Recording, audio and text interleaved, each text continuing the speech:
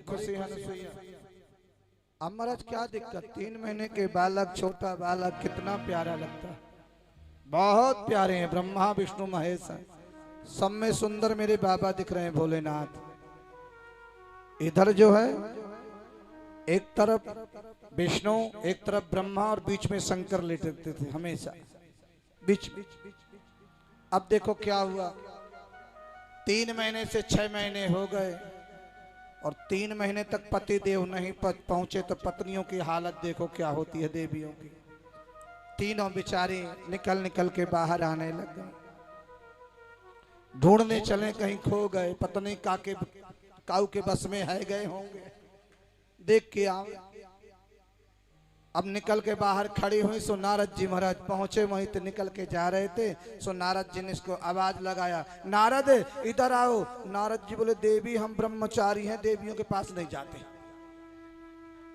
नारद जी तो महाराज नारद ही तो, हम तो देवियों के पास नहीं जाते, माता माफ करना। पार्वती जी का, ए नारद इधर आओ, हम तुम्हारी माता है ना, माँ के पास जाने में कोई भेदभाव नहीं, इधर आओ। सो नारद जी आ गए, क्या बात है मैया? बोले वो कहाँ है? बोले कौन? बोले वो। पहले नाम नहीं लेती थी ना देवी, आप तो नाम लेती हैं, पहले नाम नहीं लेती थी। ब्रह्माणी ने भी नाम नहीं लिया, लक्ष्मी जी ने नाम नहीं लिया, सीता जी ने नाम नहीं लिया, कभी नाम नहीं लेती थी। और आजकल के सब नाम लेती है, चिंटू पिंटू टीटू पीटू सब नाम लेती है। हाँ, और पहले महाराज आजकल बहुत पुरानी बात। बोले वो कहाँ है? बोले कौन? बोले आपके पिता भोलेनाथ कहाँ हैं? बोले हाथ में माला ले लो और भजन करो बस। पहले गीत गाती थी माताएं, कौन सा? तुम्ही मेरे मंदिर, तुम्ही मेरी पूजा, तुम्ही देवता हो, तुम्ही देवता, तुम्ही मेरे माथे की बिंदिया की झिलमिल, तुम्ही मेरे हाथों के गजरे की झिलमिल, तुम्हें देख कर ये ख्याल आ रहा है कोई फरिश्ता कहीं सो रहा है। तुम्ही मेरे मंदिर, तुम्ही मेरी पूजा, तुम्ही देवता हो, तुम्ही देवता। और आज कौन सा गाती हैं? मैं तेरे दुश्मन, दुश्मन तू मेरा, मैं नागिन तू सब। इसको नहीं गाएंगे। बोलो हारे हारे। मेरा तेरा जन्म जन्म का वे। एक बात बता दूं, पिता माँ बेटे का संबंध 1 वर्ष का, जितने भी संबंध हैं सब 1 जन्म का होता है। बेटे का संबंध 1 जन्म, माँ का भी माँ बेटे का संबंध 1 जन्म का, परिवार जो भी है, कुटुंब जो भी है 1 जन्म का। लेकिन प्यारे याद रखना, पति पत्नी का जो नाता है ये 7 जन्मों के लिए होता है, 1 जन्म के लिए नहीं होता, 7 जन्मों के लिए। भगवान शिव कहते हैं पति पत्नी का जो नाता है ये 7 जन्म का। और पति कैसा भी हो, अंधा हो, लूला हो, लंगड़ा हो, बहरा हो, गूंगा हो, किसी भी परिस्थिति में हो, नारी का धर्म है जैसा भी भाग में भगवान शिव ने दिया है उसी में खुश रहना है। और वही मेरा देवता है, वही मेरा शंकर है, वही मेरा सब कुछ है, वो नारी का। अनुसुईया ऐसा व्रत किया महाराज, तीनों देवियां खड़ी हैं। तो नारद जी ने कहा क्या बात है? बोले वो कहाँ है? बोले आपके पिता। बोले माला झोरी ले लो, भजन करो। बोले क्यों? वो बाबा जी बन गए, तुम साध्वी बन जाओ, भजन करो बैठ के। बोले क्या हुआ? वो भक्तों के यहाँ मैंने कहा था ना, अनुसुईया के बराबर कोई पतिव्रता नहीं है। उनसे बराबर कोई पूजा पाठ करने वाला नहीं है। अब तुम भक्ति करो, बस माला झोरी ले लो, भजन करो। बोले क्या हुआ? बोले वो 3-3 महीने के बन गए, 3-3 महीने के।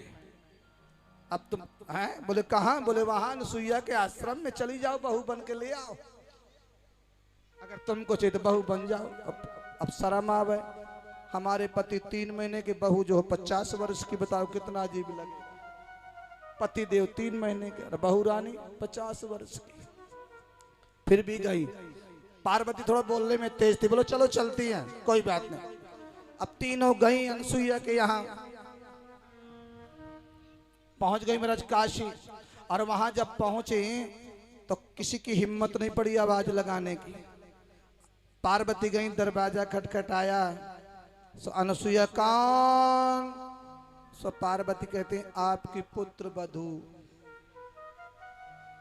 कौन? बोले आपकी पुत्र। अरे वो बेटे बने, तुम बहुएं तो हो ही गई। अंदर आ जाए क्या? बोले फिर पूछने की क्या बात है? बहुओं को पूछना थोड़ा, सीधे अंदर आ जाओ। अनुसुईया समझ। और जैसे आवाज लगाया सो बीच में लेटे हुए थे भगवान शंकर। सो मेरे भोलेनाथ ने दोनों को कोहनी मारी, ब्रह्मा को और विष्णु को भी, दोनों को कोहनी मारी। बोले मेरी वाली तो आ गई। भोले बाबा ने कहा कि मेरी वाली तो आ गई। आवाज से पहचान लिया, पार्वती आ गई। पति की आवाज। कोई कोई देवी महाराज उंगलियों से पहचान लेती हैं, और कोई कोई आवाज से पहचान लेती हैं, कोई कोई तस्वीर से पहचान लेती है। बोलो हारे हारे। पार्वती ने आवाज से पहचान लिया कि मेरी वाली तो आ गई। भगवान भोलेनाथ ने कहा मेरी तो आ गई। तीनों, दोनों ने कहा, ब्रह्मा ने और विष्णु ने। बोले बाबा भोलेनाथ अकेले मत जाइयो, हमको भी लेके जाना। बोले फिर एक बात करना। बोले क्या? बोले तीनों दोनों लोग जोर से रोते हैं, तीनों लोग। सो तीनों ने जोर जोर से रोना प्रारंभ किया। अनुसुईया दरवाजा खोलने आई और इधर जोर से रोना प्रारंभ कर वापस चली गई। अरे देख क्या हूं, बच्चे को कहीं नजर तो नहीं लगा दी इन्होंने। तुरंत गई तो 7-7 मिर्ची लिया। कितने कितनी मिर्ची? लाल मिर्ची 7-7, तीनों की 21। तीनों की मिर्ची लिया और मिर्ची लेकर के, मिर्ची लिया, बम्बूल का कांटा लिया, पैर की धूल की मिट्टी ली, चौपर लिया, नमक लिया और तीनों को उतार के बड़ा चूल्हे में झोंक दिया। अब जो झोंका, जो धुआं उठा महाराज, सब चीखने लग गई। पार्वती के देख के आओ, कहीं पतियों का फूंक के तो नहीं आ गई हमारे तीनों को, देख के आ जरा। और जैसे देखने कहा सो इधर जो है लक्ष्मी झांकने लग गई खिड़की से। और पीछे से नारद जी ने देख लिया। बोले देवी तुमने अनुसुईया के कुटिया में झांका है, आज के बाद देवियों की झांकने की आदत पड़ जाएगी। प्रत्येक देवी झांकेंगी जरूर महाराज, झांकने की आदत हो जाएगी। और बताओ झांकती है कि नहीं? कहीं बात होती हो, जा रही हो, 1 मिनट मिलना। उस दिन से नारद जी ने श्राप दिया कि तुमने अनुसुईया की कुटिया में झांका है, इसलिए आज के बाद देवियों की आदत हो जाएगी। अगर कहीं कुछ हो रहा जरूर झांकेगी महाराज, क्या हो रहा है, जरूर आदत पड़ जाएगी उसी दिन से। तो अनुसुईया का बहुत सुंदर महाराज आज तीनों को जो है अनुसुईया ने पैर की महाराज धूल बबूल का कांटा लिया, राई लिया, नून लिया, मिर्च लिया, राई उतारा। कहने का भाव अर्थ यह है, अनुसुईया ने ब्रह्मा विष्णु महेश को पुत्रवत माना है प्यारे, बहुत प्रेम से सेवा किया। माँ का जो धर्म है, जो माँ का प्यार है, और ब्रह्मा विष्णु महेश को प्राप्त हुआ है प्यारे। जो सुख आज अनुसुईया का प्राप्त हुआ है, जो सुख ब्रह्मा विष्णु महेश को प्राप्त हुआ है, कोई कोई होगा प्यारे जो ये सुख प्राप्त होगा जो अनुसुईया को प्राप्त हुआ। ये सुख सबको दुर्लभ है, इसलिए भजन से सब कुछ प्राप्त हो सकता है, भक्ति से सब कुछ प्राप्त हो सकता है। सौबरी ऋषि थे महाराज। सौबरी ऋषि का नेम था उनकी धर्म पत्नी। उनकी धर्म पत्नी जो है प्रतिदिन भगवान शिव की जो है शिवलिंग बनाया करती थी, प्रतिदिन शिवलिंग बनाती थी और शिवलिंग बना करके नित्य प्रति अभिषेक करती, बेलपत्र से पूजन करती, सुंदर दूध के द्वारा अभिषेक करके शाम के समय सौबरी ऋषि जाते प्रवाहित करने के लिए लेकर जाते, और हो सके तो जो अभिषेक किया हुआ होता ना, दूध है, जल है, दही है, वो भी बहते पानी में जाना चाहिए, या फिर ऐसे जगह जाना चाहिए जो नाली में पैर के नीचे नहीं आवे। बोलो हर हर। तो लेकर के गए महाराज, और लेकर के जब जा रहे थे उनको बीच में जो है याद आया कि मैंने जो जल रखा था, मैंने जो चढ़ा हुआ जल था वो जल भूल गया हूं। वापस आए, और जैसे वापस आए, ये कौंच नाम का एक गंधर्व था, ये गंधर्व था कौंच नाम का, कौंच गंधर्व था। इसने जो सौबरी ऋषि शंकर जी को लेके गए प्रवाहित करने के लिए, कौंच गंधर्व सौबरी ऋषि घर में प्रवेश किया, और उनकी जो धर्म पत्नी है महाराज बहुत सुंदर थी, मनोमयी जिनका नाम था। सौबरी ऋषि की पत्नी का क्या नाम था? मनोमयी, बड़ी सुंदर थी मनोमयी। कौंच गंधर्व जाकर के हाथ पकड़ करके उनको ले जा रहा था, ऋषि वापस आ पड़े, सौबरी ऋषि वापस आ गए, और वापस आकर के देखा कौंच गंधर्व को, तूने एक पतिव्रता नारी का हाथ पकड़ा है, तूने चोरी से मेरे घर में प्रवेश किया है, आज तुझे मैं श्राप देता हूं, आज मैं तुझे श्राप देता हूं कि तू महाराज चूहा की योनि को प्राप्त करेगा। ये जो तुम्हारे घर में चूहा घूम रहा है कोई और नहीं, कौंच गंधर्व है। तुम्हारे घर में जो चूहा घूम रहा है कौंच गंधर्व है। सौबरी ऋषि ने श्राप दिया था, और जब श्राप दिया था कौंच गंधर्व सौबरी ऋषि के चरणों में गिर पड़ा, गिर के विलाप करने लगा, बोले नहीं तूने अपराध किया है, एक पतिव्रता नारी के धर्म पर तूने हाथ रखा है, इसलिए तू चूहे की योनि में जाएगा। बोले महाराज कृपा कर दीजिए। इतना रोने लगा कौंच गंधर्व, विलाप करने लगा, पश्चाताप करने लग गया, और शंकर जी की जो पिंडी थी उस पिंडी को हाथ में उठा लिया। मैं शंकर की सौगंध खाता हूँ, भगवान भोलेनाथ को हाथ में लेकर कहता हूँ, जो मेरे से गलती हुई है महाराज क्षमा कर दीजिए, माफ कर दीजिए। सौबरी ऋषि को थोड़ी महाराज दया आई, और दया आकर के फिर वापस आ गए। वापस आए, बोले तुमने मनोमयी को जो है तुमने बहुत बड़ा पाप किया है, लेकिन आज बोले महाराज तुमने मुझे श्राप तो दिया है, लेकिन ये बताइए भगवान मेरी मुक्ति कब होगी? मैं शिव को हमेशा सिर पे रखूंगा। हमारे पापों को यदि प्रायश्चित कर सकते हैं तो भगवान शंकर ही कर सकते हैं, भोलेनाथ ही कर सकते हैं। हमारे पापों का प्रायश्चित भी कर सकते हैं तो भगवान शिव ही कर सकते हैं।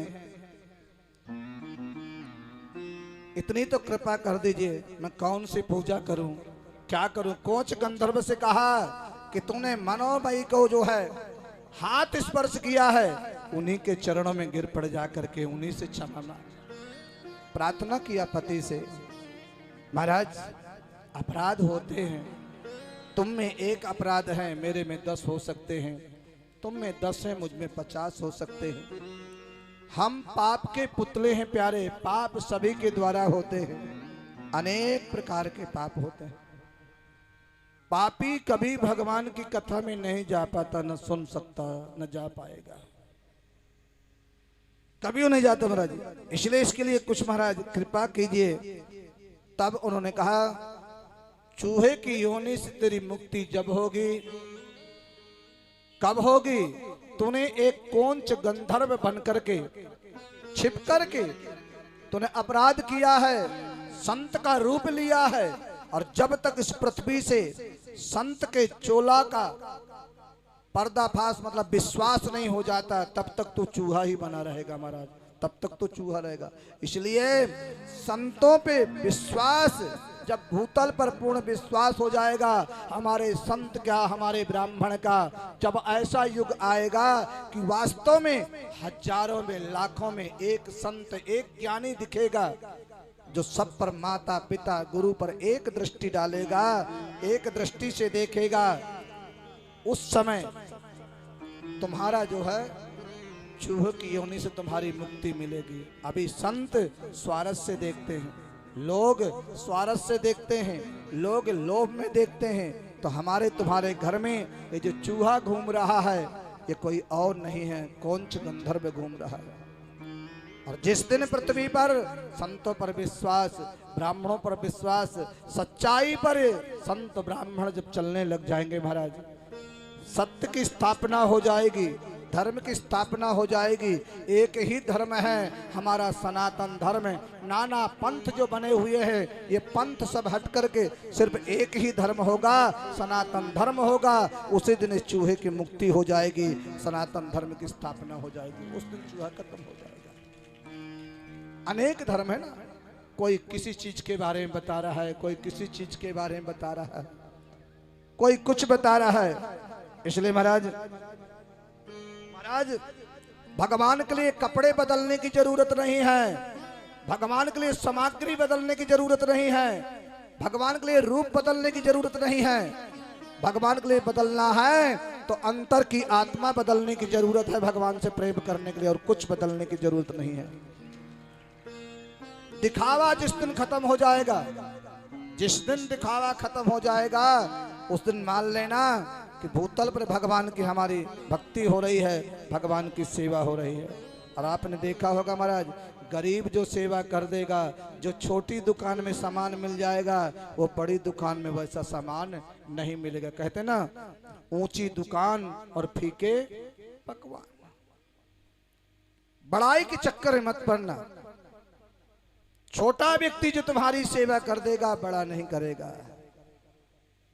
छोटा जो सेवा, जो सम्मान तुम्हें छोटे व्यक्ति के यहां जाओगे, वो बेचारा तुम्हारी बहुत सेवा करेगा, बहुत सेवा करेगा महाराज। तुरंत तुम्हारी सेवा करेगा, आकर के तुम्हें बैठाएगा महाराज, बड़े भाव से तुम्हें बैठाएगा। जैसे कहाँ से कुर्सी लाएगा, क्या भोजन व्यवस्था करेगा, चाय नाश्ता कराएगा, बड़े भाव से लेगा। और अमीर के यहाँ जाओगे महाराज, वो तुम्हारा सम्मान नहीं करेगा। जब ये भेदभाव मिट जाएगा, तब महाराज मान लेना कि सत्य की स्थापना हुई है, सनातन धर्म की स्थापना हुई है। प्रेम से बोलिए हर हर महादेव। इसलिए महाराज आज कौंच गंधर्व चूहा बनकर के सौबरी ऋषि ने उनको आशीर्वाद दिया, जब ऐसा समय आएगा तब तुम्हारी मुक्ति होगा। इसलिए चूहा जल्दी जल्दी कहता है, जल्दी से कलयुग आ जाए, जल्दी से कलयुग सवार हो जाए, ये सब पृथ्वी खत्म हो जाए और प्रलय हो जाए, और बाद में धर्म की स्थापना हो जाए, भगवान का अवतार हो जाए। इसलिए चूहे की आदत होती है महाराज, छुप करके तुरंत बिड़ जाना, काट देना। तुम्हारे घर में चूहा जरूर मिलेगा। शादी विवाह के सामान को काट देता है, इसलिए सबसे पहले निमंत्रण दिया जाता है। तो गणेश जी को महाराज निमंत्रण दिया जाता है, जो चूहों के देवता हैं गणेश जी, उनको निमंत्रण देते हैं ताकि नुकसान ज्यादा नहीं करें। तेरे डमरू की धुन सुन के मैं काशी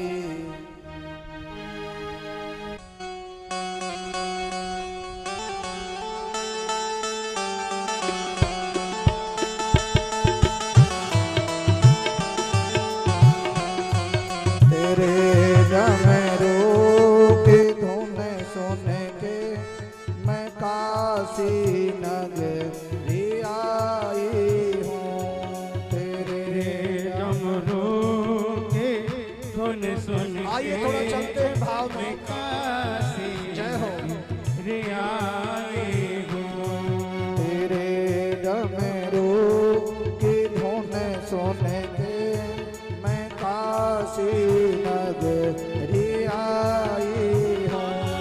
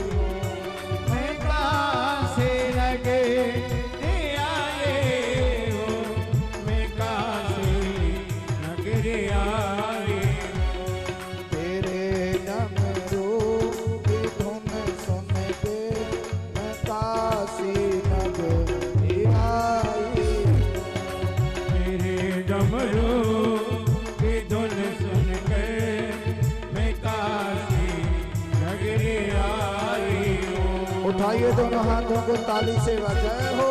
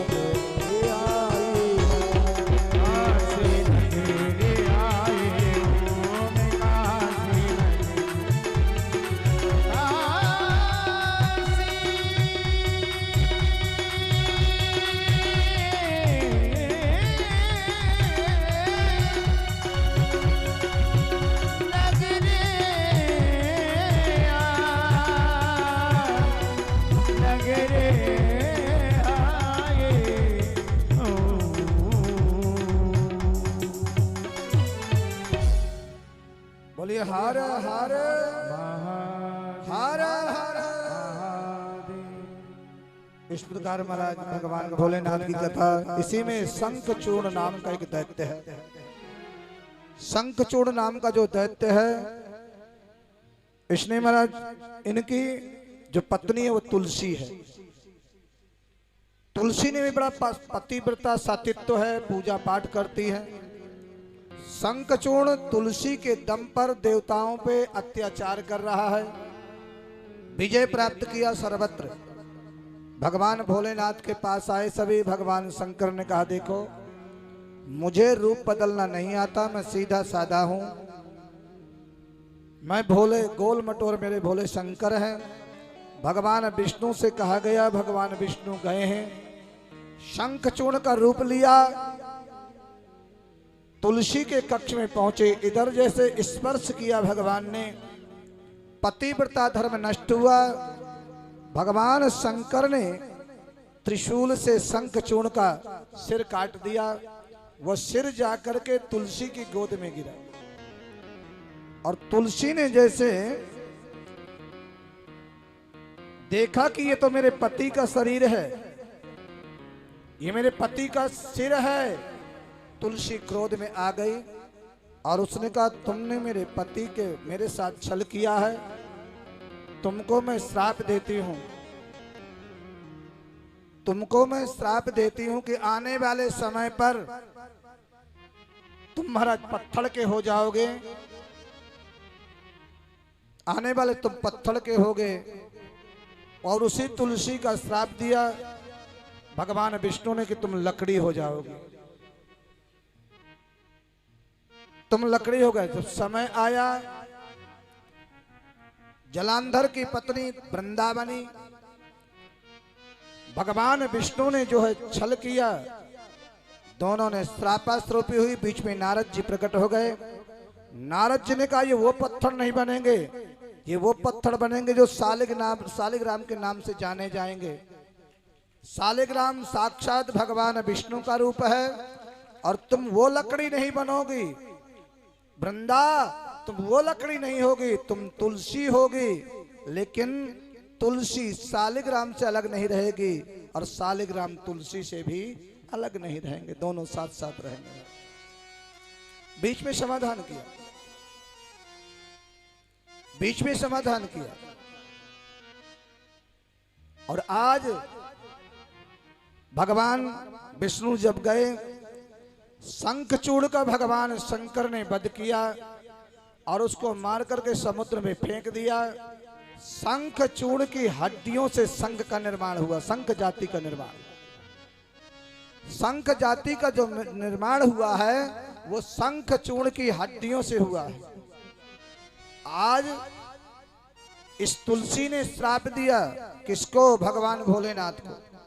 आज के बाद सभी देवताओं का अभिषेक होगा शंख से, लेकिन भगवान शंकर का कभी अभिषेक नहीं होता शंख के द्वारा, कभी नहीं होता। शंख में दूध भर करके कभी अभिषेक नहीं होता, शंख में जल भर के कभी शंकर जी पे नहीं चढ़ता, याद रखना। ये तुलसी ने श्राप दिया। और हाँ, सभी नदियों का जल चढ़ेगा, लेकिन गंडकी नदी का कभी जल भोलेनाथ पे नहीं चढ़ता। बोलो हारे हारे कभी।